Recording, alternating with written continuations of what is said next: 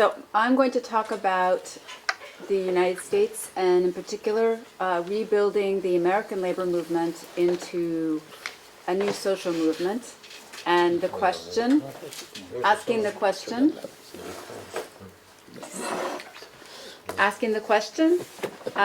can this be done? Can it be done? Is it possible? I am from a new type of organization in the United States. They're nonprofit organizations that were started by the labor movement, the progressive labor movement, about 20 years ago, and to rebuild a new social movement, but also to especially rebuild the labor movement. We very much believe that in the United States, where we don't have a political party, we need a strong labor movement to have a democracy and to have fairness for the majority of people, the 99%. So this is our hope. So we'll move to the next slide. So here is the sad reality of the American labor movement. As you can see, right now, in 2014, unions represent about 6.7% of the private sector workforce. 6. 1, 2, 3, 4, 5, 6. That means that 94% of the private sector is unorganized. The public sector is a little bit better, and that's mostly because the public sector is getting smaller. So we are staying at the same percentage. This is not so good. The total is about 11% of the American workforce is represented by unions. 11%. That means 89% are not in the labor movement. So we are. There's a big question: are we dead, or are we alive? Very briefly. In all honesty, some of the reasons for the decline of the labor movement from its height of some 30-something%, first, economic factors that we all know, globalization, deregulation, the changes in the world economy have very much affected the U.S. labor movement. The second is political factors. The right wing in the United States is growing incredibly strong, and its number one target is destroy the labor movement. That's its number one target, and very honestly. And secondly, we have many multinational companies that are doing business in the United States, including French companies, German companies, British companies, Asian companies. And when they touch the U.S. border, they stop being social democratic, and they start becoming the same as every other American company, wanting to kill labor unions. And the final thing is we have to take responsibility for our own failures. So I call this self-inflicted wounds. This is the failure to organize, simply the failure to organize workers, new workers, fighting between unions, which has gotten to be more important for many unions than organizing workers, and lack of vision. How do we rebuild in the modern era a powerful labor movement? Okay, so the question, the big debate in the United States right now is how do we rebuild? What do we do? What is to be done? Said Lenin. That's our big question right now. First, many people, their answer is just pretend it's not happening. Pretend it's not happening. The second is there's a big debate right now in the United States. It's a real debate about the question of giving up collective bargaining, focusing on wages, regulation, and voluntary worker associations. And there are many people that are now arguing for this. And then there's the third perspective, which is the perspective I represent, that we have to fight, we have to be smart, and we have to be very strategic, and we have to build regional, nationwide, industry-wide, what we call comprehensive campaigns to rebuild power. So to summarize our new strategy that we have been working on for the past 20 years and in the past 5 years have become vital to our survival, the survival of democracy in the United States, is the idea of comprehensive campaigns to rebuild power over major industries through local, state, and a little bit of federal government, contracts, procurement, policy, regulations, and laws. In very, very short summary. And this is just a little bit of our thinking and our actual work that has had some success. Do you want to just say that? Qu'entendons-nous par campagne globale? Alors voilà un résumé de ce que nous faisons et notre façon de penser. Okay, so the first thing is industry-wide. This is going back to the thinking of the very successful old labor movement. Industry-wide multi-employer projects to get to density, to get once again to density in industries. And this next point is very important. Building local and state political power, not national political power, local and state. And it's research, and policy is the idea of laws and regulations and procurement policy, all kinds of policy.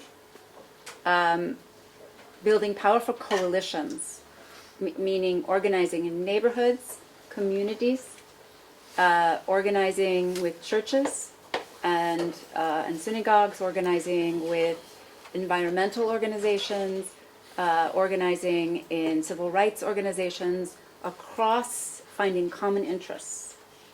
And then I'll finish neighborhood and then worker organizing, the old-fashioned kind where you talk to people. You don't tweet to people.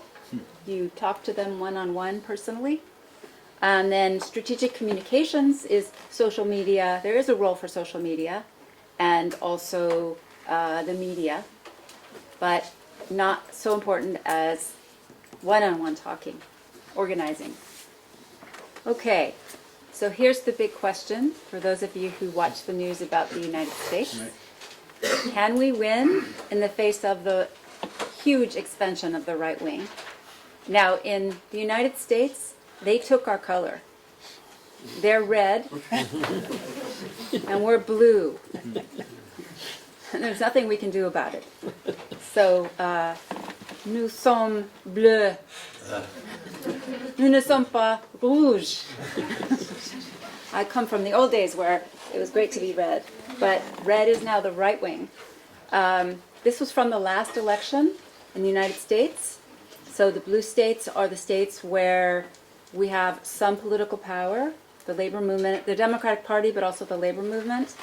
And the red is where the right wing has taken power, governorships, state legislatures, and many aspects. Okay, the answer is yes. Si, oui. We can win. And so our strategy to build this movement is to focus on major private industries to start. So tourism, waste, and all of these ports, manufacturing of buses and trains, which is what the Jobs to Move America project is about. And then protect the public sector from further attacks and privatization. And then focus on, this is really important, blue regions, we are blue, blue regions even inside red states, and national industries that touch red and blue. For example, this is the Jobs to Move America campaign, which is about organizing, unionizing the manufacture of buses and trains. This is our target map. The stars are all the cities we are organizing in. You see there are many red states, and with blue because we want to be optimistic. The red dots are all the places where the factories are currently, mostly non-union. So there are many new initiatives that you may have heard about that are winning and in the headlines and are connected to our movement to rebuild the labor movement and to rebuild a new social movement. These are from the newspaper headlines. $15 minimum wage fight, why unions lead that. Minimum wage fight moves to state and local ballots. Jobs to Move America wins $2 billion procurement of rail cars for good jobs. 5-day trucker strike at Los Angeles and Long Beach Port, which has resulted in the reclassification of drivers, truck drivers, as employees from independent contractors. These are just from the headlines. These are some more. We won a law, very important law, regulating waste industry in Los Angeles, and it unionized the entire industry, and it created new safety, a living wage for workers, and new health and environmental standards, all together. We have many large protests against Walmart. It's a big fight. So just examples. So here's some pictures, because pictures speak better than oftentimes people. These are from, the fight for $15 an hour. This is from the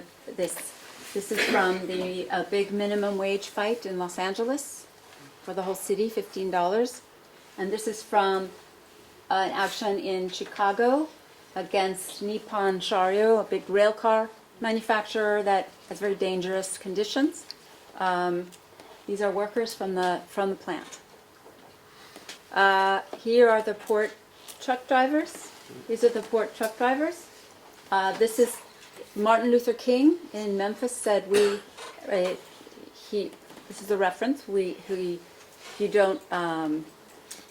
if you remember from 1968, before he was assassinated, he led a strike of the people who picked up the trash, and it said, "We are men."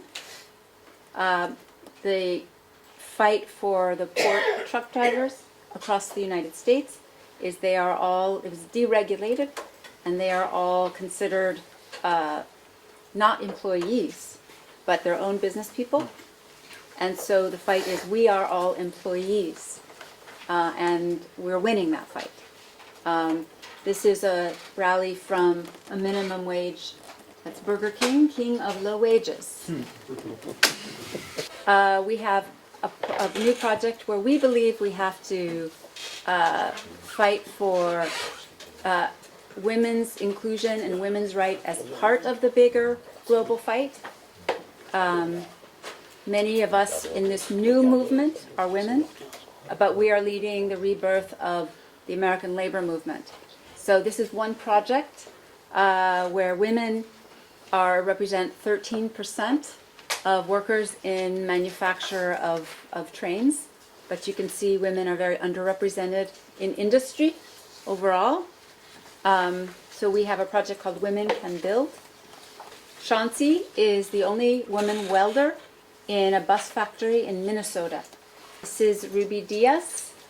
She is an electrical worker at a factory near Los Angeles. She's 21 years old, and she's building these trains. And she is helping to build a union in that factory. And this is the last one. It's Lila Wallace, and she's mother of 3 kids. And this is a factory that rebuilds old trains. And as you can see, she's also a leader. And you can see that our new movement is very diverse and led by women and men and people of all backgrounds and immigrants. And that's how we're going to create a new labor movement and a new social movement in the United States. C'est tout. Merci beaucoup, Madeline.